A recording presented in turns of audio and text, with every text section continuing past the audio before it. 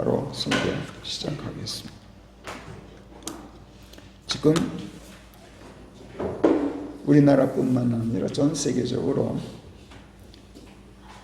교회 다니는 사람들 사이에서 가장 큰 화두가 되고 있는 것이 하나님께서는 왜 세상에 고난을 보내실까 하는 이 의문, 이게 화두가 되고 있는 것 같아요. 그리고 또 많은 목사들이 그 질문에 대한 답을 설교로 증거하면서 여러 가지 그 이야기들을 하고 있는 것을 보게 돼요. 우리나라에서 발행부수가 가장 많다는 일간신문에 보니까 며칠 전 한국교회 목회자들과 성도들이여 함께 깨어 회개하자, 이런 제목으로 큼지막한 전단 광고가 실려 있는 걸 보았어요. 발행부수 1위를 달리는 일간신문인데다가 전단 광고예요. 그러니까 그 광고비만 해도 최소한 한 번에 1억은 되리라고 추산되는데 그것도 일주일에 한 번꼴로 광고가 실리고 있어요. 그러니까 지금까지 거기에 쏟아부은 광고비 저 혼자 속으로 추산해 봤더니 10억은 넘었을 것 같아요. 어디서 그 많은 돈이 생기는지 모르지만 한국교회 전체 목회자들과 성도들의 회개를 촉구하느라고 그 많은 돈을 신문 광고에 아낌없이 쏟아붓는 그 사람, 참 대단한 사람인 것 같아요. 무슨 오색 이슬교회인가 하는 이름의 어느 기독교 지역교회 담임 목사 조아무개라는 사람의 이름으로 된 광고인데 맨 처음 이런 문구로 시작해요. 오늘의 코로나 사태는 명명백백하게 목회자들과 성도들의 죄로 인해 하나님께서 진노하심으로 심판하시는 재앙임을 명심해야 할 것이다. 이렇게 시작해요. 그리고 중간쯤에 가서 전체 한국교회와 목회자들을 싸잡아 공격하면서 한국교회가 지금까지 행한 것이 무엇인가? 교회의 양적 부흥만을 앞세우고 가난한 개척교회들을 외면하지 않았는가? 그리고 목자의 사명을 망각하고 정치판에 뛰어들지 않았는가? 때에 맞는 참 말씀을 헌신짝처럼 외면하고 새로운 말씀만 등장하면 이단으로 몰아세워 싹을 잘라내지 않았는가? 오직 예수만을 부르짖고 있지만 정작 예수님의 하신 말씀을 외면하고 있지 않은가? 앞으로 100년이 가도 절대 변하지 않을 것이 오늘날 한국교회의 모습이다. 이렇게 질타해요. 그리고 정죄해요. 만일 회개하지 않으면 레위기 26장에 기록된 것처럼 죄가 7배로 가중되어서 상상할 수도 없는 더 큰 참상이 벌어질 것이다. 사스, 메르스, 코로나에 이어서 더 무서운 온역이 준비되어 있다. 이렇게 경고합니다.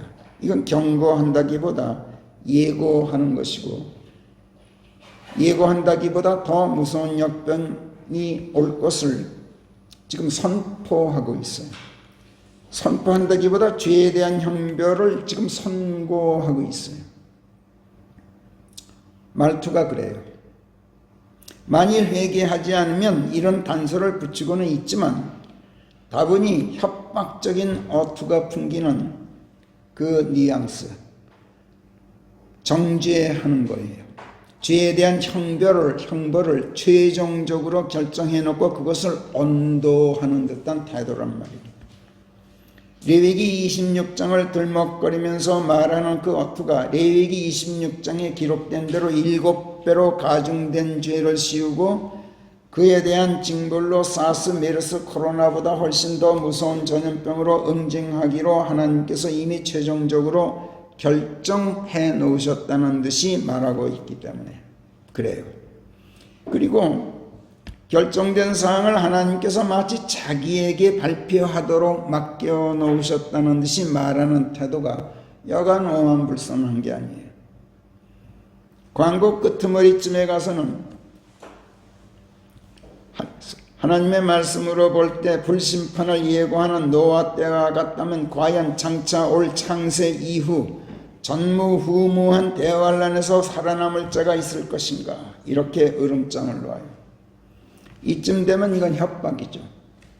그리고 맨 끝에 가서 10수가지 자신의 저서들을 화려하게 나열해 놓고 다시 복음으로, 이게 무슨 소리인지 몰라, 다시 복음으로 본 구속사 시리즈 이렇게 소개하면서 요한계시록 5장과 10장을 들먹거리면서 이 책들은 하나님의 오른손에 7인으로 봉해져 있는 구속사의 결정체다, 이렇게 큰 소리를 쳐요. 하나님의 오른손에 들려있는 그 책이 마치 자기에게 건네진 것처럼 말하고 있는 거예요. 이건 은근슬쩍 자기가 하나님의 보좌 앞에 서 있는 어린 양이라도 된 듯 감히 예수 그리스도를 찬칭하고 있는 거예요. 그러면서 또 뭐라고 했는지 아세요? 만약 이 책을 읽지 않는다면, 자기가 쓴 이 책 안 읽으면 살아서도 평생 후회할 것이요 죽어서는 더더욱 후회할 것이다.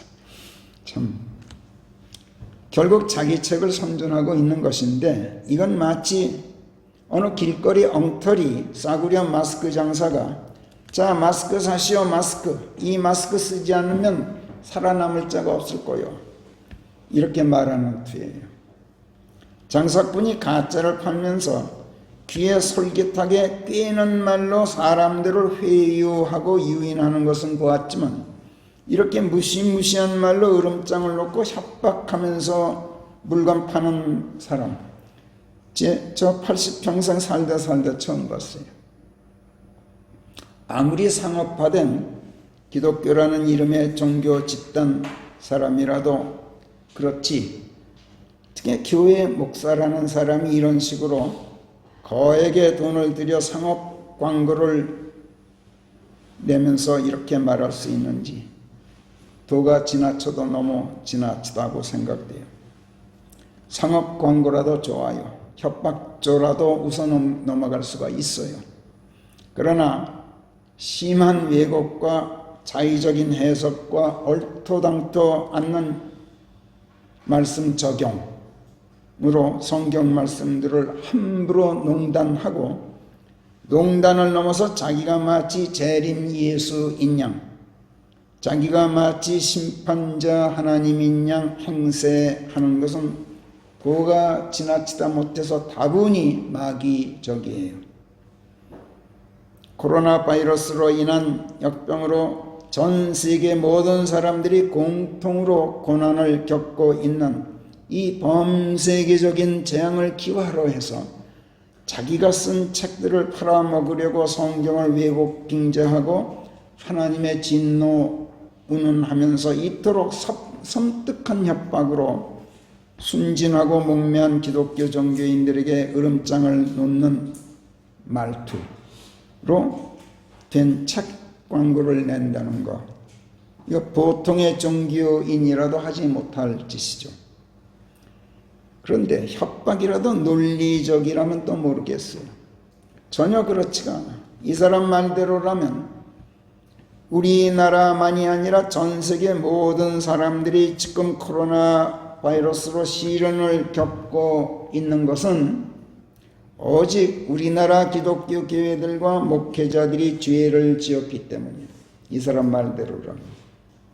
그러니까 코로나 바이러스에 감염되어서 죽을 뻔했던 영국 수상이랑 브라질 대통령, 지금도 곤욕을 치르고 있는 트럼프 대통령, 또 미국 대통령궁인 백악관 사람들, 이 사람들은 물론이고 지금까지 이 역병에 걸려서 죽을 고생을 했던 사람들, 또 지금도 병상에 누워서 격리 치료를 받고 있는 전 세계 3천만 명이 훨씬 넘는 환자들, 또 이미 목숨을 잃은 100만 명 이상의 사망자들과 그 유족들은 하나님의 진노를 초래한 한국의 전체 기독교 교회 신자들과 목사들을 상대로 국제재판소에 손해배상 청구 소송을 내도 될 판이야.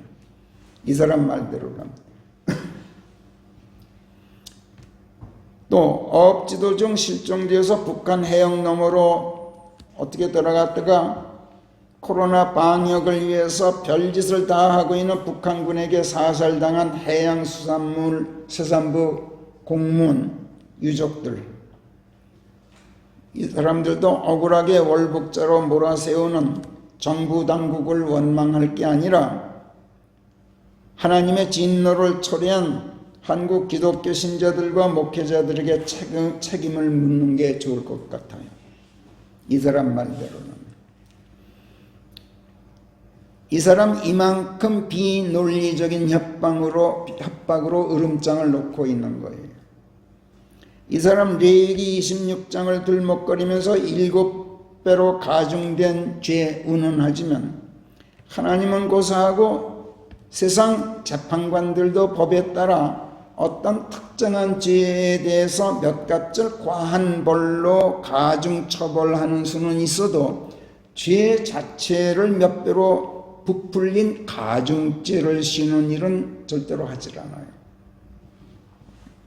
이 사람 한국교회 신자들과 목회자들을 공격하면서 가난한 개척교회들을 외면했다든지 양적 부흥만을 내세웠다든지 목자의 사명을 망각하고 정치판에 뛰어들었다든지 하는 죄명으로 단죄하고 있지만 하나님께서 레위기 26장에서 문제 삼으시는 죄는 이런 것과는 전혀 동떨어진 죄예요. 레위기 26장 1절에 보면 너희는 어떤 우상들도 너희에게 만들어 두지 말지니 새긴 형상도 있게 말며 어떤 서 있는 형상도 세워두지 말고 돌로 된 여한 형상도 너희 땅에 세워놓고 거기에 절을 해서는 안 될지니 이는 내가 주 너희의 하나님임이라. 너희는 내 안식일들을 지키고 내 성소를 거룩하게 받들어야 할지니라. 나는 주니라. 너희는 내 법령들 안에서 행하고 내 계명들을 지켜 그것들을 실행할지니.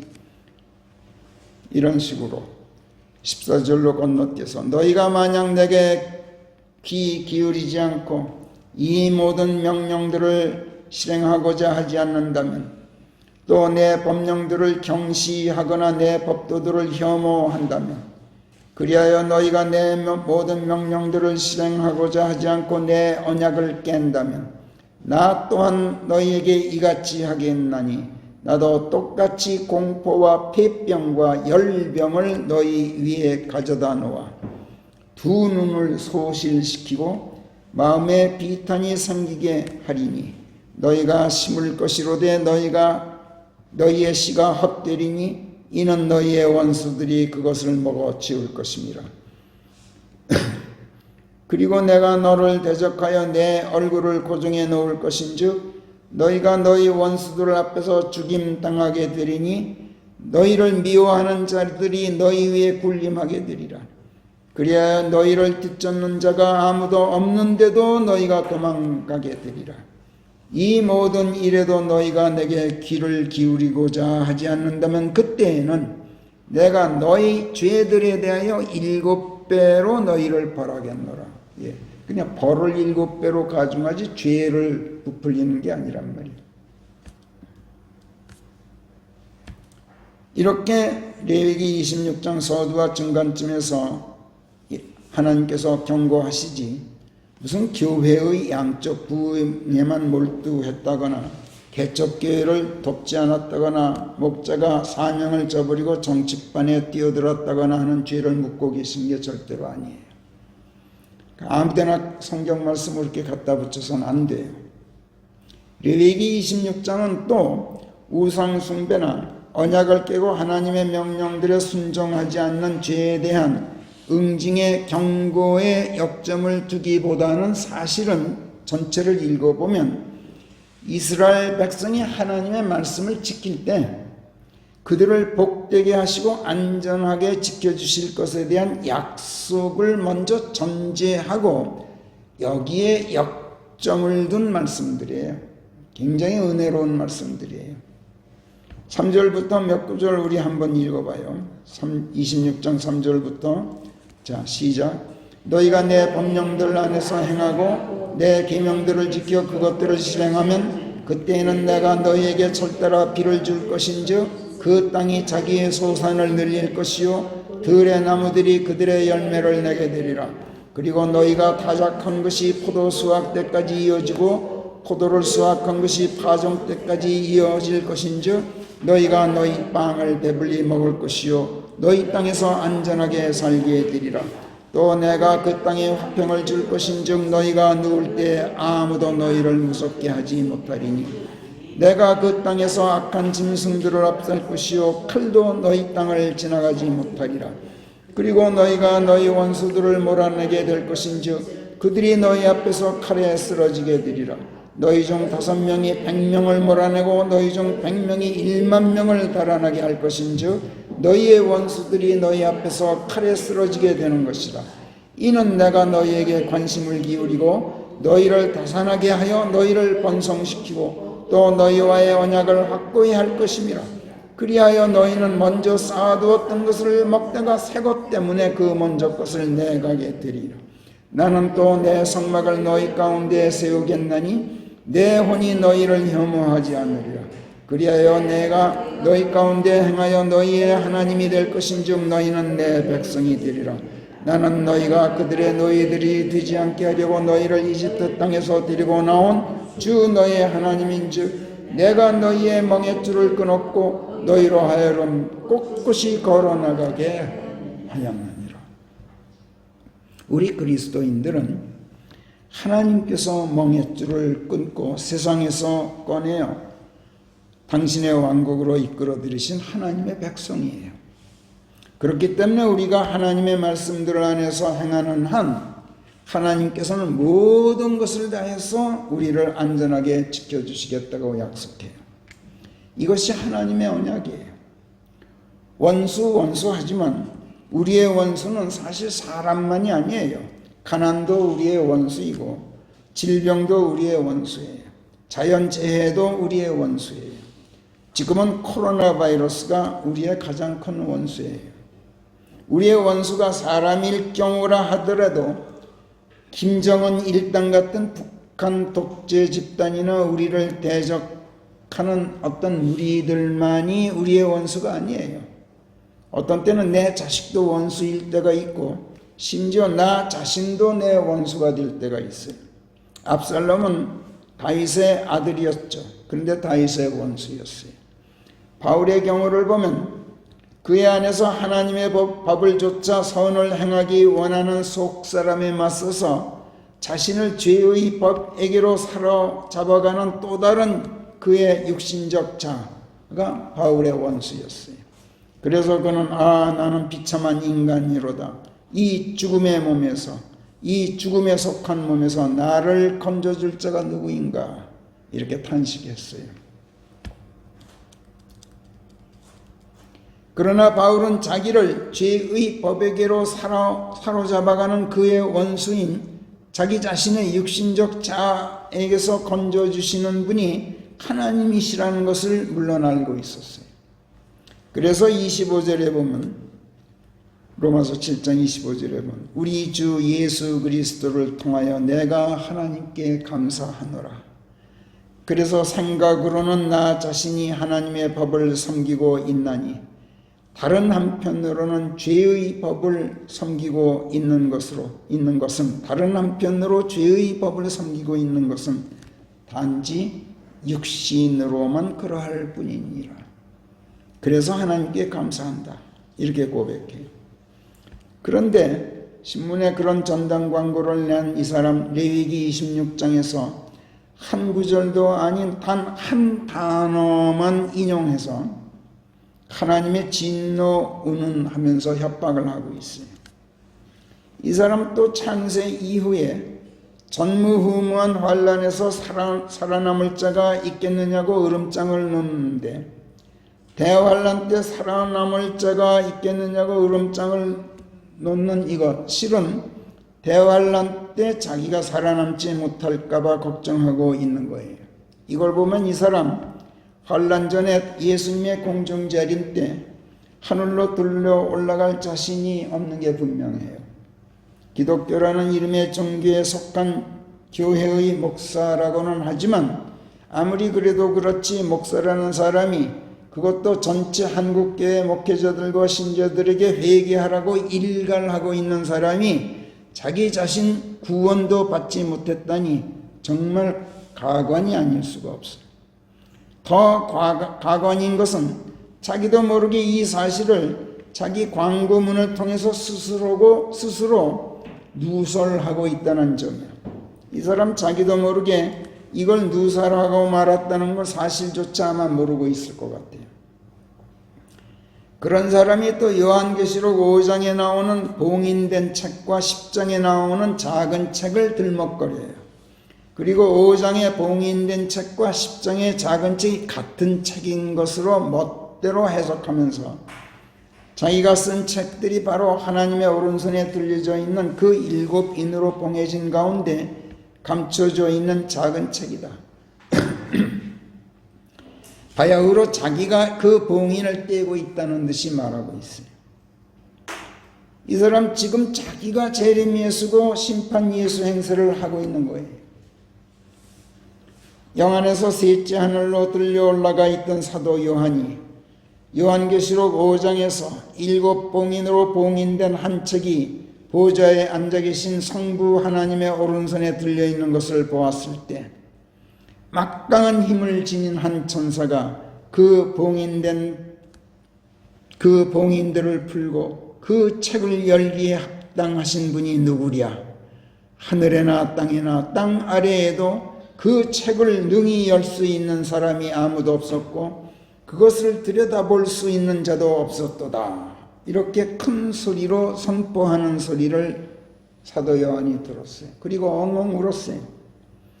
그러자 보좌 둘레에 서 있던 원로들 중 24원로들 중 하나가 사도 요한을 달래요. 울지 말라. 다윗의 뿌리이신 유다 지파의 사자께서 승하셔서 그 7봉인을 풀고 그 책을 열 수 있게 되셨다. 이렇게 위로해요. 그래 요한이 울음을 멈추고 봅니다. 그랬더니 하나님의 7 영을 지니신 어린 양께서 죽임 당하셨을 때의 모습으로 보호자 앞에 서 계시는데 성부 하나님의 오른손에서 그 책을 받으시는 거예요. 그러자 보호자 둘레에 섰던 4 짐승들로 지칭되는 그룹들 그리고 24원로들이 어린 양 앞에 엎드려서 경배하면서 찬양을 해요. 그 책을 받고 또 그 봉인들을 열 자격이 있으신 분은 주이시나이다. 주께서 죽임당하시고 주의 피로 저희들을 각 족속과 어족과 백성과 민족으로부터 하나님께로 구속해 내셨으며 또 저희가 저희 하나님께 군왕들이 되게 하시고 제사장들이 되게 하셨으며 또 저희가 땅에서 통치하게 되도록 하셨음이옵니다. 이렇게 새 노래로 찬양하면서 어린 양께 말씀을 드리고 있어요. 요한계시록 5장 1절부터 10절까지에 기록된 증언들인데 이 사람 자기 저서가 바로 그 책이라고 주장하고 있으니 이건 자기가 바로 그 하나님에게서 책을 받은 예수 그리스도라고 자기가 이렇게 주장하는 것이나 마찬가지예요. 그런즉 이 사람 참 대단한 사람이야. 원래 세상이 어지러우면 이런 부류의 사람들이 난립하는 법이죠. 이런 사람이 지금 또 나타난 것을 보면 지금이 아닌 게 아니라 난세는 난세인 게 분명해요.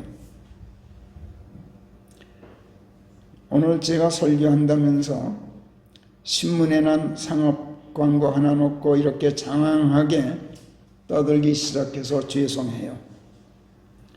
그러나 자기 책 선전하느라고 장사 속으로 상업 광고 낸 어느 한 목사가 헛된 소리 함부로 짓거렸다고 그걸 제가 성토하자는 게 아니에요. 작금의 코로나 사태로 온 세상이 혼란에 빠지고 전 세계 모든 사람들이 고난을 겪고 있는 데 대해서 이것이 인간의 죄에 대한 하나님의 진노다, 하나님의 징벌이다, 이렇게 주장하는 것은 비단 이 사람만이 아니기 때문이에요. 서울에 있는 몇몇 큰 교회 목사들의 최근 설교를 제가 들어봤어요. 거의 모두가 이 사람과 유사한 논조로 신자들에게 설교하고 있는 것을 제가 확인했어요. 이 사람만큼 섬뜩한 언사를 쓰지는 않아요. 그러나 은근슬쩍 하나님의 진노, 하나님의 응징, 징벌 운운하면서 자기네 신자들에게 겁을 주고 있다는 점에서, 또 죄 운운하면서, 또 회개 운운하면서 죄가 무엇인지, 세상 사람들이 무슨 죄를 짓고 있다는 것인지, 하나님께서 고난들을 보내시는 이유가 무엇인지, 또 고난들을 통해서 하나님께서 목적하시는 바가 무엇인지, 따라서 회개하되 어떻게 하는 것이 하나님께서 바라시는 회개인지, 누구 한 사람도 성경 말씀들을 가지고 증거하는 사람을 못 봤어요. 하나같이 두루뭉술이야. 애매모호하게 회개하라 이렇게 외치고 있어요. 그러면서 은근슬쩍 신자들에게 협박한다는 점에서 이 사람이나 저 사람이나, 신문에 그런 광고를 낸 사람이나 저들이나 다 같이 그게 그거인 걸 제가 확인했어요. 참 놀라웠어요. 다른 점이 한 가지 있다면, 이 사람은 노골적으로 신자들을 협박하는 데 반해서 다른 교회 목사들은 늘 그렇듯이 달콤한 말로 신자들의 귀를 간지리면서 위로하는 척하면서 은근슬쩍 협박한다는 점이었어요. 작금의 코로나 사태가 세계 인류의 죄에 대한 하나님의 징벌일 수도 있어요. 징계일 수도 있고 경고일 수도 있어요. 평화든 전쟁이든 또 평강이든 재난이든 즐거운 일이든 슬픈 일이든 안식이든 또 수고든 크든 작든 개인적으로든 집단적으로든 인간 사회에서 일어나는 모든 일들이 우연히 우발적으로 일어나는 게 아니라 하나님께로부터 기인한다는 것, 이건 명백한 사실이에요. 하나님께서는 이것을 성경 도처에서도 말씀하셔요. 아까 제가 기도 중에 하나님께 말씀드렸던 것처럼 이사야서 45장 7절에서 하나님께서 내가 빛이 있게 하고 어둠을 창조한다. 내가 평강을 만들고 재앙을 창조한다. 나 주가 이 모든 것을 행한다. 이렇게 분명하게 말씀하셔요. 그러나 징벌이든 징계든 경고든 또 고난이든 고통이든 환난이든 보내시는 분은 하나님이시지만 원인 제공자는 인간이에요. 모든 게 내 탓이고 우리 탓인 게 맞아요. 하긴 욥의 경우를 보면 잘못한 게 하나도 없는데도 하나님께서 환난 고통을 보내시는 수도 있기는 있어요. 있는 것 같아요. 욥은 완전하고 마음이 곧은 사람이요 하나님을 두려워하고 악을 멀리하는 자로 땅에 그와 같은 자가 아무도 없느니라, 이렇게 하나님 자신이 사탄에게 거듭거듭 자랑하셨을 만큼 허물이 없는 사람이었어요. 그런데도 하나님께서는 그를 사탄의 손에 넘기셨어요. 그를 죽이는 것만 제외하고 사탄이 마음대로 괴롭히도록 허락하셨단 말이에요. 그 결과 욥은 이루 다 말할 수 없는 재난에 처해요. 성경에 등장하는 인물 가운데서 욥만큼 시련 역경에 처해서 혼란 고통 당한 사람이 없어요. 자, 그렇다면 하나님께서는 어째서 욥처럼 아무 잘못도 없는 사람을 사탄의 손에 넘기셨을까? 그토록 극심한 고난에 처하도록 하셨을까? 죄 때문이라고 말하는 사람들 참 많아요. 이건 마치 욥을 공격하는 그의 친구들과 똑같아요. 하나님의 생각을 잘못 짚은 거예요. 환난 고통에 처한 욥을 위로한답시고 먼 길 마다 않고 찾아온 친구 세 사람. 그중 먼저 테만 사람 엘리파스란 친구가 입을 열어서 욥에게 하는 말이 이래요. 청컨대 기억하게나 죄 없는데 멸망당한 자가 누가 있었던가? 의인이 끊어졌던 적이 있었던가? 내가 보아온 바로는 패역을 일구는 자들이 패역을 거두고 사악을 심는 자들이 사악을 거둔다네. 하나님의 돌풍으로 그들이 멸망하나니 그분의 콧구멍 숨결로 그들이 소멸된다네. 이렇게 말해요. 말인즉 100번 옳아요. 틀린 말 아니에요. 그러나 그의 설교, 네가 지금 환난에 처한 거 그건 네가 죄를 지었기 때문이야. 이렇게 말하고 있는 거예요. 말하자면 이런 내용이란 말이에요. 위로한답시고 찾아온 친구가 위로는커녕 욥에게 해당되는 말도 아닌 말로 지금 욥을 정죄하고 있어요. 앞서 말했듯이 욥은 완전하고 마음이 곧은 사람이요 하나님을 두려워하고 악을 멀리하는 자로 땅에 그와 같은 자가 아무도 없다고 하나님 자신이 자랑하셨을 만큼 허물이 없는 의인이었어요. 이 친구 엘리파스가 설교를 계속합니다. 욥기 5장으로 가면 어리석은 자가 뿌리 내리는 것을 내가 보았네만 그의 거처가 삽시간에 벌받는 것도 나는 보았네. 그의 자식들은 안전과는 거리가 머나니 그들이 문간에서 압살당해도 그들을 구할 자가 아무도 없다네. 이거 욥이 당한 일이죠. 그들의 수확물을 배고픈 자가 먹어치우고 가시덩굴을 쳐놓아도 그것을 꺼내가는가 하면 그들의 재산을 강도가 와서 삼켜버린다네. 이 역시 욥이 당한 일이에요.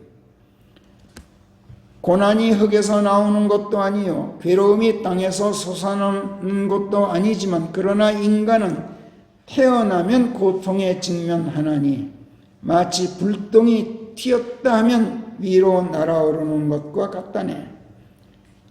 나라면 하나님을 찾아가 호소하겠고 나라면 내 사건을 하나님께 의뢰하겠네. 역시 100번 옳은 말이에요. 인간에게 찾아오는 모든 환난 고통 이거 하나님께서 보내시는 거 맞아요. 그러니 여러 소리 말고 하나님께 호소하고 그분께 모든 것을 맡기게 이런 말인데 역시 100번 옳은 말이고 좋은 충고예요. 그런데 여러분 100번 옳은 말도 그 이유를 밝히는 증거가 없으면 이건 헛말이 돼요. 헛말만 되고 말면 그래도 좋게요. 문제는 100번 옳은 말도 그 이유를 밝히지 못하면 헛말이 아니라 악담이 되고 만다는 점이에요. 진리에 반하는 말이 되고 말아요. 옳은 말인데도.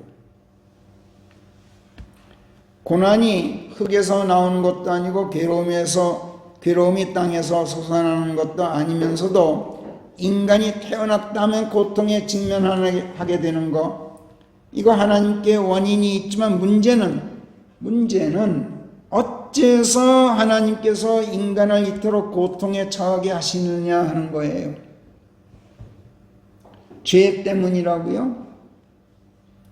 그렇다면 갓난아기가 무슨 죄가 있어요? 아담에게서부터 시작된 원죄가 있다? 그럴듯해요. 그러나 틀렸어요. 욥에게 원죄가 있어서 하나님께서 그를 고난에 처하게 하셨다는 말씀은 성경 한마디도 안 나와요. 그런 말씀. 그런가 하면 또 대부분의 사람들은, 또 대부분의 설교자들은 하나님께서 연단을 위해서 욥을 고난에 처하게 하셨다 이렇게 말해요. 사실 욥 자신도 그렇게 생각했어요. 욥기 23장 10절에서 그러나 내가 가는 길을 그분께서는 아시나니 그분께서 나를 단련하신 뒤에는 내가 금같이 되어 나오리라. 굉장히 아름다운 말로 여러 번 인용되는 말씀이죠. 저도 이 말씀을 잘 인용해요. 내가 가는 길을 그분께서 아시나니, 그가 가는 어떤 길을 하나님께서 아신단 말이죠. 죄의 길, 패역의 길을 하나님께서 아신다고 천만에 11절 12절을 보면 이래요. 내 발이 그분의 발걸음을 놓치지 않았나니 그분의 길을 내가 직접 빗나간 적이 없노라. 나는 또 그분의 입술에서 나오는 계명을 저버린 적이 없나니 내게 없어서는 안 될 음식보다도 그분의 입에서 나오는 말씀들을 내가 더 소중히 여겼노라. 이렇게 말해요. 욥은 자기가 하나님의 길에서 벗어난 적이 없고 하나님의 계명들을 저버린 적이 없고 오히려 음식보다도 더 소중히 한 것이 바로 자기가 걸어온 길이라고 생각하고 있어요. 그리고 하나님께서 이걸 잘 알고 계신다는 거예요. 사실은 맞는 말이에요. 그래서 하나님께서 욥처럼 완전한 사람은 세상에 아무도 없다 이렇게 말씀하셨던 거예요. 그런데도 자기가 고난에 처해서 시련을 겪고 있는 것은 하나님께서 자기를 금 정련하듯 연단하는 것이라고 말하고 있어요. 왜 연단하시는가? 16절 17절을 보면 욥의 생각은 이래요. 전능자께서 나에게 고통을 주시는 것은 사실은 하나님께서 내 마음을 온유하게 만들고 계신 것인즉 그분께서 어둠을 덮어 없애 내 얼굴에서 물러가게 하지 않으셨는데도 내가 그 어둠 앞에서 끊어지지 않은 것을 보건대 그러하도다. 하나님께서 내게 고통을 주시는 게 이런 이유가 이런 목적이 아니라면 나는 벌써 죽었을 것이다. 이렇게 말하고 있는 거예요. 자기를 극심한 고난에 처하게 하시면서도 죽이지 않으시는 걸 보건대 이건 나를 온유하게 하시려고 하나님께서 나를 연단하시는 것이로구나 이렇게 생각하고 있는 거예요. 욥의 이 말을 듣고 친구들 중에 이번에는 수아 사람 빌닷이라는 인물이 응수해서 욥을 공격합니다. 욥기 25장 2절부터 주권과 위엄이 그분께 있나니 그분께서 당신의 높은 곳들에서 화해를 이루시느니라. 그분의 군대들에 무슨 숫자가 있느냐? 누구 위에 그분의 빛이 떠오르지 않느냐? 그런데 어찌 인간이 하나님 앞에서 죄 없다 할 수 있느냐? 또 여인에게서 태어난 인간이 어찌 깨끗하다 할 수 있느냐? 말하자면 연단은 무슨 연단이냐? 하나님께서 너를 죽이지 않으시는 거 그거 죄들 때문에 원수 같지만 높고 위대하신 하나님께서 너와 화해를 이루셔서 너 안 죽고 있는 거야. 이런 말이야. 욥만 빼놓고 모두가 고난의 원인을 죄로 몰고 가고 있어요. 욥은 고난의 원인을 연단에 두고 있지만 욥 자신은 하나님께서 기대하시는 연단의 결과를 제대로 알질 못한 채로 이건 하나님께서 나를 연단하시는 것이다, 이렇게 판단하고 있어요. 온유하게 하시려는 것이라고? 맞아요. 그러나 중요한 건 온유하게 해서 무엇을 하려고 하나님께서 의도하시는가, 이걸 깨달아야 돼요. 사람들이 이걸 몰라요. 알려고도 하지 않아요. 성경 도저히 그 답이 있는데도 그래요. 왜 그럴까요? 제각기 하나님의 말씀보다 제 생각, 사람의 생각에 도취되어 있기 때문에 그래요. 명철을 지니고 성경을 좀 읽어서 하나님의 말씀들에 대한 지식이 제법 많다는 사람, 그래서 인간사에 대한 하나님의 기쁘신 뜻을 잘 헤아리게 되어서 신앙이 깊다고 하는 사람이라도 욥의 경우처럼 극심한 고난에 처해서 모든 것을 잃고 고약한 질병까지 앓게 된다면 욥처럼 내가 내 어미의 태에서 벌거벗고 나왔으니 내가 그리로 벌거벗고 가게 되었구나. 주께서 주셨으니 주께서 가져가신 것인즉 주의 이름이 복되시기를 비노라. 이렇게 말할 만큼 의연하기는 매우 어려워요. 또 아내가 욥의 아내처럼 하나님께 욕을 퍼붓고 죽으시오 하고 입에 담지 못할 악담을 한다면, 그래도 욥처럼 어리석은 안악들 중 하나가 짓거리듯이 당신이 지금 짓거리고 있구려. 무엇이 어쨌다고 그러? 우리가 하나님의 손에서 선한 것을 받아야 한다면 우리가 악한 것도 받아야 하지 않겠소? 이렇게 말하면서 욥이 그의 입으로 하나님께 죄를 짓지 않는다? 이거 매우 어려운 법이에요. 그러나 여러분, 그렇다고 해서 욥처럼 극심한 고난에 처하고도 의연함을 잃지 않고 원망하지 않는다면, 원망하더라도 욥처럼 하나님을 원망하는 게 아니라 자신의 출생을 탓하고 운명을 원망한다면, 또 하나님을 원망한다 할지라도 죄 없는 자기를 고난에 처하도록 하시는 거, 이걸 원망하는 게 아니라 극심한 고난에도 자기를 죽이지 않고 고난 속에서 고통당하게 하시는 것을 원망하면서 제발 죽여주십시오 하고 호소한다면, 또는 욥을 공박하는 그의 친구들의 생각처럼 또 자기 책 광고하면서 죄 운운하고 회개 운운하면서 코로나보다 훨씬 더 무서운 전염병 준비되어 있다고 협박하는 그 목사나 또 그와 맥을 같이 하는 다른 한국교회 기독교 교회 목사들의 생각처럼 죄 때문이다, 죄 때문에 하나님께서 벌 주시는 것이다, 이렇게 말하면서 모든 것을 자기 탓으로 돌린다면,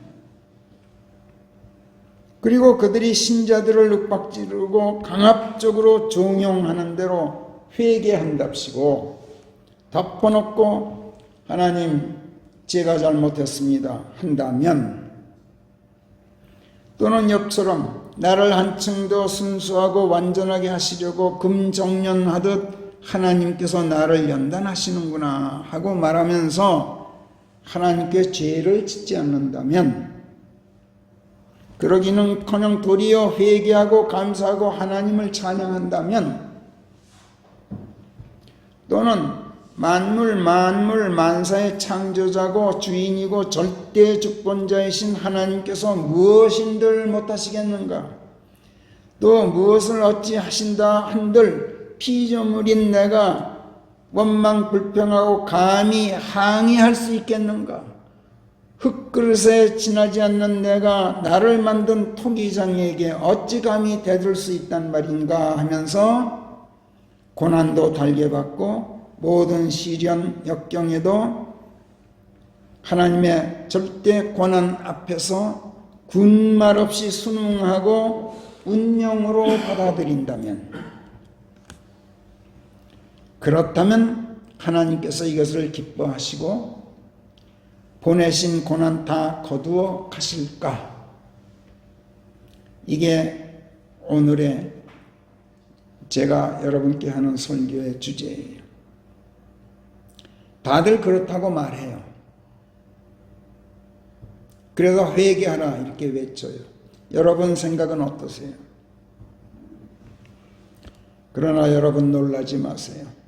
그들이 그렇게 생각하고 말하고 가르치고 정용하고 또 여러분이 거기에 동의하고 지지한다 할지라도 하나님께서 이걸 기뻐하시고 재앙을 거두시고 고통에서 벗어나게 해주시느냐? 절대로 그렇잖아요. 왜 그럴까요? 이것이 하나님께서 재앙을 보내시는 이유가 아니기 때문에 그래요. 또 이것이 고난에 처하도록 하신 목적이 아니기 때문에 그래요. 또 이것이 하나님께서 의도하고 기대하시는 결과가 아니기 때문에 그래요. 게다가 또 주권자 하나님 운운하면서 하나님께서 무엇을 어찌하셔도 인간은 하나님께 군말도 원망도 책임 추궁도 할 수 없다. 이 말은 겉으로 보면 하나님을 지켜 세우고 하나님의 권한을 존중해 주는 것 같지만 사실 그게 아니에요.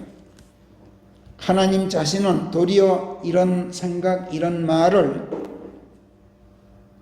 당신을 정죄하고 인간 스스로가 의롭게 되고자 하는 아주 불순한 저희가 깔려있는 것으로 하나님께서는 꿰뚫어 보고 계셔요. 이거 어떻게 아느냐고요? 물론 성경 말씀을 보고 알 수 있어요. 욥기 끝에 가서 하나님께서 욥에게 무엇이라고 말씀하시죠? 욥기 38장. 그러자 주께서 들으시고 욥에게 응대하시어 회오리 바람 밖으로 이같이 말씀하시더라. 예지도 없이 말로써 기쁜 뜻을 어둡게 하는 이자가 누구냐? 지금 욥에게 하시는 말이야. 사내답게 네 허리를 동여매라. 이는 내가 너에게 묻고자 함인즉 너는 내게 대답할지어다. 내가 땅에 기초를 놓을 때 너는 어디 있었느냐? 네게 명철이 있거든 밝혀보아라.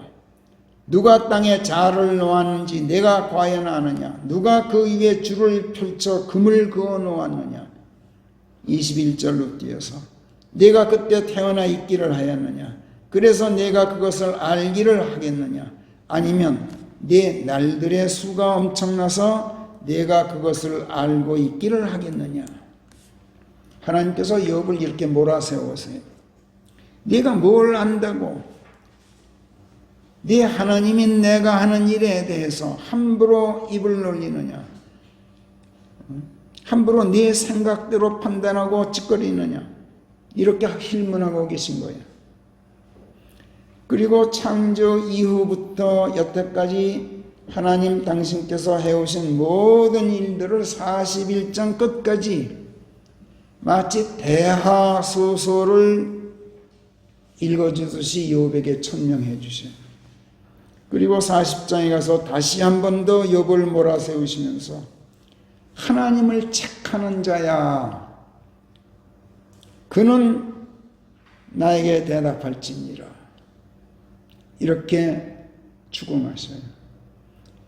욥도로 하나님을 책하는 자, 하나님의 절대 주권을 존중하고 하나님께서 나를 온유하게 하시려고 나를 연단하시는 것이라고 하면서 하나님을 절대 원망하지 않고 하나님을 지켜 세우고 그분의 고난을 존중하는 욥인데 나를 책하는 너, 이렇게 하나님께서 말씀하십니다. 그제서야 욥이 자신의 모든 생각을 접어요.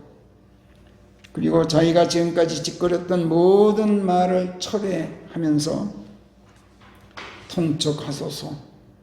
저는 비천합니다. 그런 제가 어찌 주께 말대꾸를 하겠습니까? 저는 제 손으로 제 입을 막고 싶습니다. 제가 한 번 짓거려 보았습니다. 그러나 이제 저는 말대꾸도 하지 않겠습니다. 아니 2번 짓거려 보았지만 그러나 이제 더는 제가 계속하지 않겠습니다. 이렇게 하나님 앞에서 항복하고 말아요. 그러면 됐지. 그런데도 하나님께서 질타를 그치지 않으셔요. 회오리 바람 속에서 음성을 바라시며 욥을 바짝 조이시면서 추궁하기를 계속하셔요. 욥의 항복에도 만족하지 않으시는 거예요. 하나님께서 고난을 보내시는 이유와 목적 그리고 기대하시는 고난의 결과는 인간의 항복으로 충족되지 않기 때문에 그래요. 하나님께서 인간에게 바라시는 깊으신 뜻은 인간의 항복이 아니라 항복 저 너머에 있어요. 그래서 하나님께서 인간을 계속 몰아붙이셔요. 지금 당장 사내답게 내 허리를 동여매라. 내가 내게 묻겠다. 너는 내게 밝혀라. 내가 또한 내 법도를 무효화시키려느냐? 내가 의롭게 되고자 네가 나를 정죄하겠다는 것이냐? 얼마나 무서운 말이야. 욥기 아무리 읽어봐도 욥이 그런 적이 없어요. 자기가 의롭게 되고자 하나님을 정죄하려고 한 적도 없고 하나님의 법도를 무효화시키려고 한 적도 없어요. 근데 하나님께서는 이렇게 질타하고 계셔요. 하나님을 지켜 세우는 것 같지만 사실은 인간이 자기가 의롭게 되고자 하나님을 정죄하는 것으로 하나님께서는 꿰뚫어 보신단 말이에요. 굉장히 주의해야 돼요. 내가 하나님과 같은 팔뚝을 가졌느냐? 아니면 내가 하나님처럼 음성 하나로 천둥을 칠 수 있느냐? 지금 당장 내 몸을 존엄과 빼어남으로 꾸미고 영광과 아름다움으로 내 몸을 치장해 보아라. 내 진노의 격정을 내뿜어 보아라. 모든 교만한 자들을 일일이 다 보고 그 하나하나를 다 깎아내려 그를 창피스럽게 만들어 보아라. 교만한 자들 하나하나를 자세히 보고 그들을 남김없이 다 땅에 낮추고 그 사악한 자들을 그들의 처소에서 짓밟아 보아라. 그들의 얼굴들을 배로 싸매어 안 보이는 흙 속에 그들을 모조리 다 숨겨보아라. 그러면 나도 너 자신의 오른손이 너를 구원할 수 있음을 시인하겠노라. 이게 무슨 말씀이에요?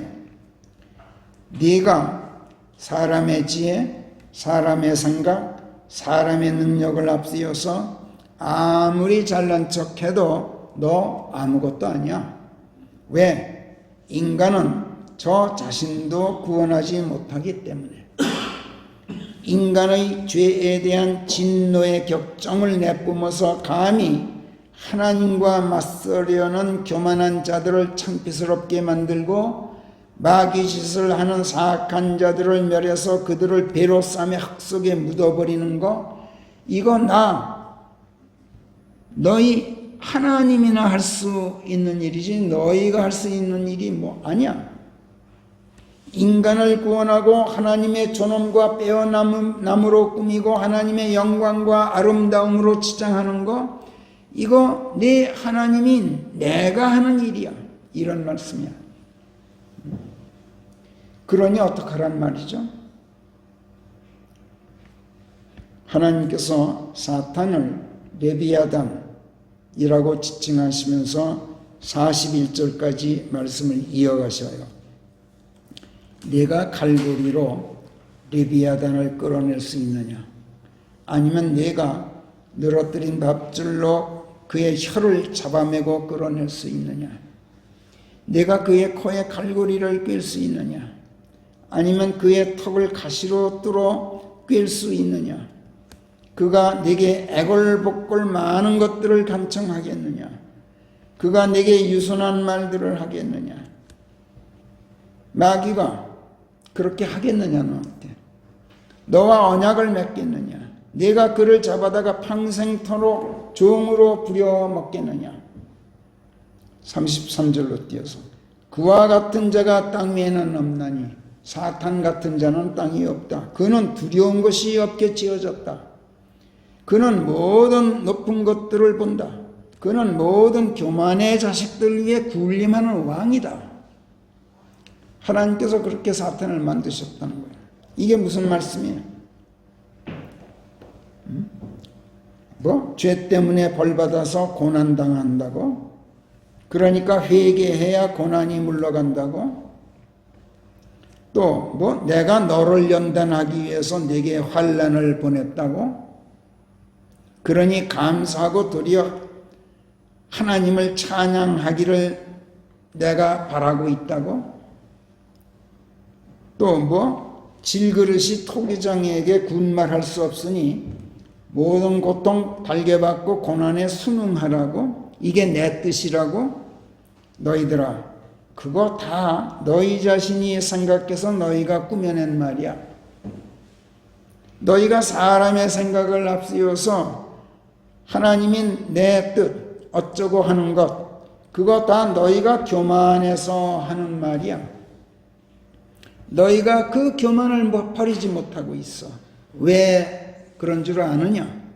마귀가 너희 위에 군림하고 있기 때문이야. 너희가 하나님을 섬긴다면서 사실은 마귀를 섬기고 있어. 너희가 너희 자신의 힘으로는 절대로 그의 코에 갈고리를 낄 수가 없어. 그건 오직 그를 지은 하나님인 나만이 할 수 있는 일이야. 이런 말씀이야. 그러니 어떻게 하라는 말씀인가요? 자, 그 대답을 아까 우리가 묵상한 시편 91편을 통해서 오늘 성령께서 제시하셔요. 시편 91편으로 돌아가서 제가 다시 한번 읽어볼게요. 지극히 높으신 지존자의 은밀한 곳에 사는 자는 그 전능자의 그늘 밑에 거하게 되리라.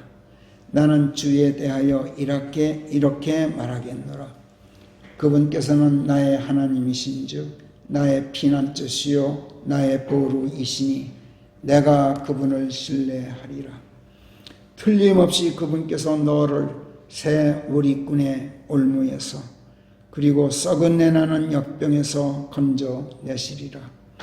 그분께서 너를 당신의 깃털로 덮으실 것인즉 네가 안심하고 그분의 두 날개 밑에 몸을 맡기게 되리니 그분의 진리가 네 방패가 되리라.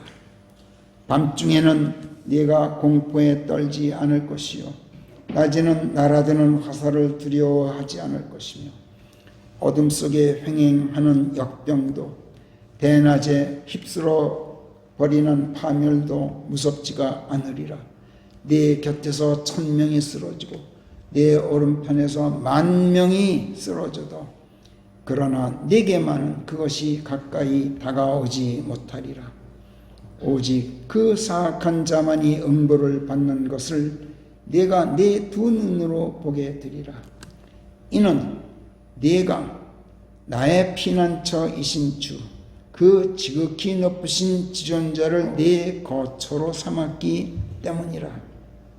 어떤 재앙도 내게는 떨어지지 않을 것이요 어떤 역병도 내 거처에는 가까이 오지 못하리라. 이는 그분께서 너를 당신의 천사들에게 맡기시어 모든 길에서 너를 지키도록 하실 것입니다. 그들의 손으로 그들이 너를 떠받쳐서 네가 돌에 부딪혀 네 발이 다치지 않게 하리라. 사자이자 독뱀인 그 자를 네가 짓밟게 될 것이요 젊은 사자이자 용인 그 자를 네가 발밑에 놓고 밟아 으깨게 되리라. 여기까지가 이제 아비된 사람이 자기 아들에게 하는 유언이에요. 그런데 14절부터는 이는 그가 내 위에, 하나님으로 바뀌어요. 말하는 사람이. 하나님이 내 위에 그의 사랑을 놓아두었음인즉 그러므로 내가 그를 건져낼 것이요 내가 그를 높은 곳에 두겠나니 이는 그가 내 이름을 알았음이라. 내 이름을 알았음이라. 하나님의 말씀과 알물 이루었음이라. 말씀 안으로 침례되어 들어가서 말씀과 한 몸이 되었음이라. 이런 뜻이죠. 그가 나를 불러 의탁하리니 내가 그에게 응답할 것이요 고난 중에 그와 함께 할 것이며 내가 그를 건져내고 그를 영화롭게 하리라. 내가 긴 생애로 그를 충족시켜 내 구원을 그에게 보이리라. 자, 그러므로 어떻게 하라는 말씀일까요? 지극히 높으신 지존자 하나님의 은밀한 곳에 들어가 살아라. 이런 말씀이에요. 그 전능자 하나님의 그늘 밑에 거하라. 주 하나님을 네 피난처로 삼고 네 보루로 삼으라. 하나님의 두 날개 밑에 네 몸을 맡기고 모든 것을 맡겨라. 그리고 안심하고 하나님을 믿고 의탁해라. 이런 말씀이에요. 그렇다면 어떻게 하는 것이 하나님의 은밀한 곳에 들어가 사는 것이고 어떻게 하는 것이 그분의 날개 밑에 거하는 것일까요? 어떻게 하는 것이 그분의 날개 밑에 몸을 맡기는 것일까요? 그분의 진리가 내 방패가 되게 하는 것, 하나님의 말씀이 내 방패가 되게 하는 것, 즉 하나님의 말씀으로 내 몸을 가리는 것, 즉 하나님의 말씀 안에 들어가서 말씀으로 내 몸을 덮고 있는 것, 이게 하나님의 은밀한 곳 안에 들어가 사는 거예요. 하나님의 그늘 밑에 거하는 거예요. 그늘이 뭡니까 여러분? 그림자가 그늘이죠. 그림자가 뭡니까? 그림자는 실체가 아니에요. 그러나 그렇다고 해서 그림자가 헛것이냐? 절대로 그렇지도 않아요. 왜요? 그림자는 반드시 실체가 있기 때문에 생기는 것이니까. 실체 없이 그림자가 생기는 일은 절대로 없어요. 실물 없이 그림자가 생기고 그늘이 생기는 일, 이거는 절대로 있을 수가 없어요. 성경은 하나님의 말씀들도 그림자라고 증언해요. 그리고 실체는 그리스도시라고 밝혀요. 그리스도께서 하늘의 실체로 계시기 때문에 그분의 그림자가 이 땅의 그림자로 드리우고 있는 거라고 말씀한단 말이에요. 그리스도께서 드높이 하늘에 계시고 그 그림자는 이 땅에 드리워져 있다고 해서 실체와 그림자가 그럼 동떨어져 있는 것이냐? 그것도 아니야. 그림자의 특징은 실체가 아니면서도 실체가 반드시 있기 때문에 생긴다는 점이 첫째이고, 둘째는 그림자는 어떤 경우에도 실체와 맞닿아 있지, 밀착해 있지 실체와 떨어져 있지가 않다는 점이에요. 하늘에 떠다니는 구름이 땅에 들이우는 그림자, 여러분 여름철이면 많이 보시죠. 그러면 구름과 땅에 들이운 그림자는 떨어져 있는 것처럼 여러분들 생각할 거예요. 절대로 그렇잖아요. 구름 그림자는 구름에서부터 시작해서 땅 표면에까지 계속 이어져 있어요. 그림자는 실체에 밀착해 있어요. 그래서 우리가 하나님의 말씀들 안에 들어가 살면 이건 하나님의 그늘 밑에 거하는 것이면서도 사실은 실체이신 하나님과 맞닿아 있는 것이고 하나님께 밀착해 있는 것이고 하나님의 은밀한 곳에 들어가 있는 것이고 하나님 안에 들어가 있는 것이 하나님과 한 몸 되어 있는 거란 말이에요. 이것이 바로 성경이 말씀하는 침례이고 이것이 할례라는 거예요. 하나님의 말씀 안에 들어가 있는 것은 곧 하나님 안에 침례되어 있는 것이고 세상으로부터 하나님께로 할례되어 있는 거예요. 그리스도 안으로 침례되어야만 죄로 더러워진 옛사람의 몸이 멸하여지고 세상에서 할례되어서 죄가 말소되고 깨끗해진 새 사람으로 바뀌지 덮어놓고 회개한다고 되는 게 아니란 말이에요. 이게 요점이에요. 덮어놓고 회개한다 그러는데 어떻게 한 게 회개인지를 도무지 가르치질 않아. 침례를 말하지 않고 할례를 가르치질 않아. 하나님의 말씀을 옷 입고 말씀 안에 들어가 사는 것. 그러면 하나님의 신격으로 충만하신 실체인 그리스도 안에 들어가 사는 것이 되어서 그분 안에서 완비되고 하나님의 효과적인 믿음을 통해서 그리스도와 함께 죽음에서 일으켜진다.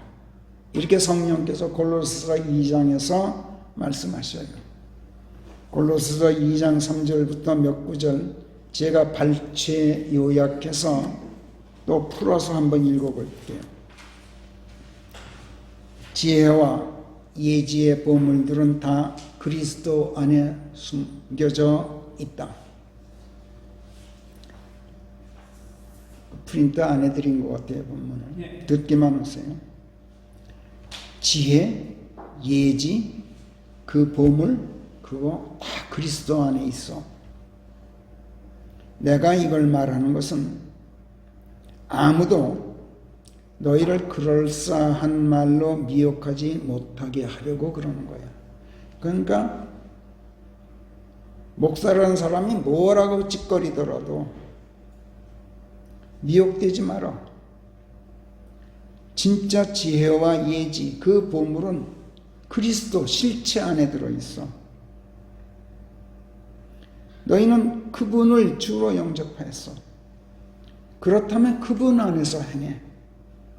그분 안에 뿌리박고 세워져 올라가. 그 안에서 감사들이 넘치면서 믿음 안에 굳건히 세워져. 그런 가운데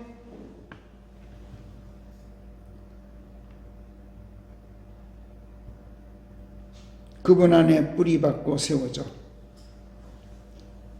그리스도를 따르는 것이 아니라 사람들의 말을 따르고 생각을 따르고 전통을 따르고 세상의 미숙한 생각들을 따른 헛된 속임수로 어떤 사람도 너희를 오도하지 못하도록 너희 주의해. 왜냐? 이는 더할 나위 없는 신격, 하나님의 품격이 그 충만함이 그리스도 안에 실체적으로 거하고 있기 때문이야. 그래서 너희는 모든 주권과 권력이 머리이신 그분 안에서 완비되고 그분 안에서 너희가 손으로 행하지 않은 할례로 할례되어서 육신의 죄들로 더러워진 몸을 그리스도의 할례로 벗어버려야 돼. 침례로, 그러니까 할례와 침례를 같이 말씀해요. 침례로 그분과 함께 장사되었다가 그분을 죽은 자들로부터 일으키신 하나님의 효과적인 역사인 믿음을 통하여 그분과 함께 너희가 또한 거기서 일으켜져야 하는 것이야. 그래야 너희 죄들과 너희 육신의 비할례 안에서 죽어 있었던 너희를 하나님께서 그리스도와 함께 살려내시고 너희 모든 죄들을 용서하셔. 그리고 우리를 고소하던 손으로 쓴 규례들, 즉 율법, 더 나아가서 성경 말씀들이에요. 성경 말씀들은 우리를 하나님께 고소하는 책이었어요. 우리와 반목하고 있던 그것들을 그분의 십자가에 못 박아 길에서 치워 없애시고 말소시켜 주셔. 어떻게 해요? 침례되고 할례되어야 그리스도께로. 그러므로 어떤 사람도 성경 말씀을 빙자해서 먹고 마시는 것으로나 축일이나 신월이나 안식일들에 관한 일로 너희를 심판하지 못하게 해. 이런 것들은 장차 임할 것들의 그림자인즉 실체는 오직 그리스도시다. 이렇게 골로새서 2장 17절에서 결론을 내요. 성경 말씀도 그림자야. 그러나 실체와 직결되어 있어요. 그래서 고난에 대해서 죄 때문이라고 윽박지르면서 욥을 공박했던 그의 친구들에 대해서 하나님께서 하시는 말씀, 성령께서 욥기 42장에서 이렇게 쓰고 계셔요. 욥기 42장 7절부터 제가 읽을게요. 그러자 이렇게 되었으니 곧 주께서 욥에게 이런 말씀들을 들려주신 뒤에 주께서 테만인 엘리파즈에게 말씀하시기를 너에 대하여 그리고 네 두 친구들에 대하여, 그러니까 엘리파즈를 위시해서 빌닷과 소파르라는 세 친구가 있었죠. 내 진노가 불붙었나니 이는 너희가 나에 대하여 내 종 욥이 하였던 것과 같이 옳은 사실을 이야기하지 않았습니다. 자, 아까 제가 뭐라 그랬어요? 그들이 욥을 공박하면서 한 말들은 전부 옳은 말이었어요. 무엇 하나 틀리지 않는 말이야. 근데 하나님께서는 뭐라고 보시느냐면, 근데 그들이 한 말의 요지가 뭐냐면, 하나님께서 너 괴롭게 하시고 세상에 고난 보내시고 이런 거 전부 죄 때문이야. 죄 때문이야. 회개해. 그분의 주권에 굴복해. 이거였는데 하나님께서 뭐라 그러시냐면, 내 종 욥이 하였던 것 같이 옳은 사실을 이야기하지 않았다. 이렇게 판단하셔요. 그러므로 당장 가서 황소 7마리와 수양 7마리를 가져다가 내 종 욥에게 가서 너희 자신들을 위하여 번제를 드려라. 너희들이 너희 손으로 번제 드리는 거 나 안 받아. 욥을 통해서 번제를 드려. 너희들은 제물만 욥에게 갖다 줘. 그러면 내 종 욥이 너희를 위해서 기도할 터인즉 내가 그를 생각해서 받아들이겠나니 너희가 나에 대하여 내 종 욥이 하였던 것 같이 옳은 것을 이야기하지 않은 너희의 어리석음에 맞게 내가 너희를 다루지 않도록 하여라 하시더라. 그리하여 테만 사람 엘리파즈와 수아 사람 빌닷과 나만 사람 소파르가 가서 주께서 자기네들에게 명하신 대로 하니 주께서 욥을 받으시더라. 욥을 받으셨다는 건 욥이 드린 번제를 받으셨단 말이야. 세 친구들의 번제물을 욥을 통해서 받으셨단 말이야. 그리고 그가 욥이 자기 친구들을 위하여 기도드리자 주께서 욥을 속박하고 있는 것들을 되돌려 놓으셨으니 비로소 고난을 거둬가셔요. 주께서 또한 욥에게 있던 것들을 2배로 그에게 주시더라. 갑절로 갚아주셨어요. 이 대목에서 욥이 옳은 사실을 이야기하였다고 하나님께서 말씀하는데, 이건 그가 하나님의 말씀들을 다 듣고 난 뒤에 끝에 가서 욥기 42장 5절부터 보면 제가 여태껏 귀에 들음으로만 주에 대하여 들어왔나이다. 그러나 이제는 제 눈이 주를 보나이다. 그러므로 제가 저 자신을 혐오하며 흙과 죄를 쓰고 회개하나이다 하고 말씀드린 것을 가리키는 말이에요. 이게 최종적으로 욥이 마지막에 가서 하나님께 옳은 말을 한 거예요. 제 두 눈이 주를 봅니다라는 말은 제가 이제는 하나님의 말씀을 귀로 듣기만 하지는 않겠습니다, 이런 뜻이야. 저는 이제 주 하나님을 두 눈으로 보겠습니다, 이런 말이야. 본다 하면 막연히 알고 막연히 믿는 게 아니라 확실히 알고 확신하겠다는 뜻이야. 백문이 불여일견이라는 말이 있죠.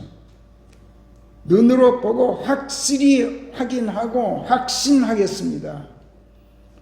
어정쩡하게 귀로 듣기만 하고 막연히 애매모호하게 그렇구나 하고 이런 식으로는 안 하겠습니다. 그렇다면 여러분, 확실히 알고 확신하기 위해서는 어떻게 해야 됩니까? 거리를 두고 바라다 봐가지고 되겠어요? 그 안으로 들어가서 그것에 밀착해서 그것과 한 몸이 되어야 확실히 보고 확실히 알게 되죠. 봄, 제가 여러 번 말씀드렸어요. 봄은 곧 알미라고 또 믿음이라고 한 몸됨이 곧 봄이라고. 바로 이것이 욥에게 환난을 보내시고 그를 고난에 처하셨던 바로 그 목적이었어요. 포기하려고, 알게 하려고, 믿음 안에 들어가 있게 하려고, 하나님의 은밀한 곳에 들어가 살게 하려고, 당신의 그늘 밑에 거하게 하시려고. 이게 목적이었어요. 바로 이게 하나님께서 바라고 기대하셨던 결과였단 말이야. 이 세상에 재앙을 보내시고 인간들로 하여금 고통당하도록 하시는 이유와 목적이 바로 이거예요. 이게 하나님께서 거두고자 하시는 결과예요.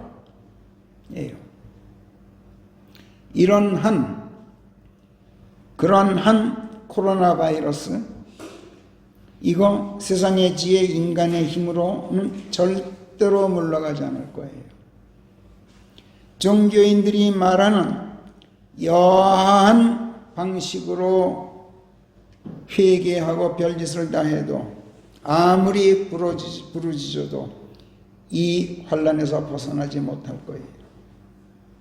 문제는 그런데 우리 자신도 세상 사람들과 똑같이 또 종교인들이나 마찬가지로 이 역병의 위험 앞에 지금 우리가 무방비로 노출되어 있다는 점이에요.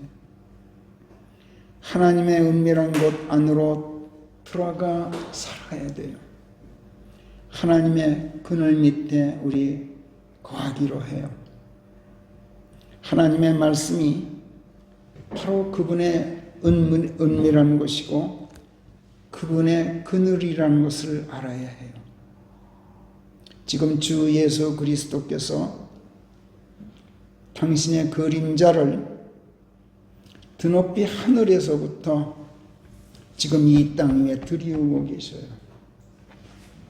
무서운 재앙 앞에서 여러분 하나님의 보호하심 다 받고 싶죠? 그렇다면 하나님의 말씀들, 그 말씀들 안으로 침례되어 들어가서 그리스도께 밀착해서 그분과 한 몸이 된 가운데 세상으로부터 할례되어 살기로 해요. 그러면 제가 장담할게요. 여러분 절대로 이 역병에 걸리지 않아요. 이건 하나님의 약속이에요. 기도하겠습니다.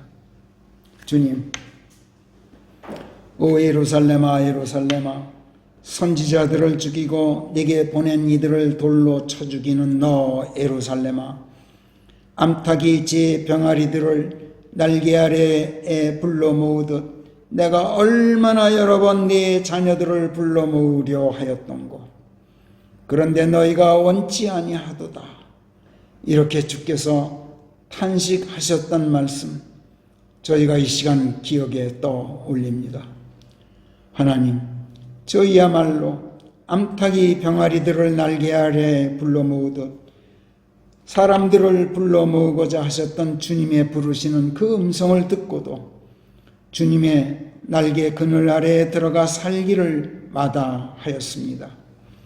그래서 작금의 코로나 바이러스 같은 역병의 위험에 저희 역시 고스란히 노출된 가운데 저희도 세상 모든 사람들이나 마찬가지로 두려워 떨고 있는 것입니다. 보라, 너희의 집이 너희에게 황량하게 버려져 있도다 하시는 주님의 경고가 저희 귀에 상생합니다. 그러나 주님, 오늘 저희로 이 고난으로부터 하나님께 안전하게 또 보호받고 어둠 속에 횡행하는 역병은 물론이고 파멸도 무섭지가 않고 저희 곁에서 1000명이 쓰러지고 오른편에서 10,000명이 쓰러져도 저희에게만은 그것이 다가오지 못하게 하는 방법을 알도록 해 주셨으니 주님, 이 말씀 저희가 귀로만 듣고 끝내지 말고 주님 말씀 안으로 들어가서 주님과 한몸 된 가운데 한시도 눈을 떼지 않고 주님만을 뵙고 살게 되기를 원합니다. 실로 내가 너희에게 말하노니 주의 이름 안에서 오시는 이께서 복되시도다 하고 너희가 말하게 될 때까지 너희는 이후로 나를 보지 못하리라 하셨지만, 그러나 하나님, 저희가 주님의 그늘 밑에 거하고 주님의 그림자 속에 들어가 삶으로써 저희만은 주님을 실제로 늘 뵙고 살 수 있는 방법을 가르쳐 주신 것을 하나님, 저희가 감사합니다. 이 감사가 감사로만 끝나지 않고 주 하나님의 이름의 찬양들을 노래하면서 아침이면 자애로우심을 드러내 보이고 밤마다 주의 신실하심을 세상에 널리 선포하여 알리는 행동으로 실행하도록 저희들의 등을 하나님 강하게 떠밀어 주시옵소서.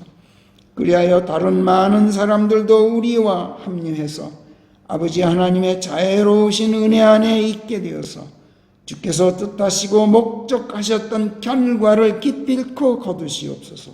감사하고 우리 주 예수 그리스도의 이름 안에서 기도하옵나이다. 아멘.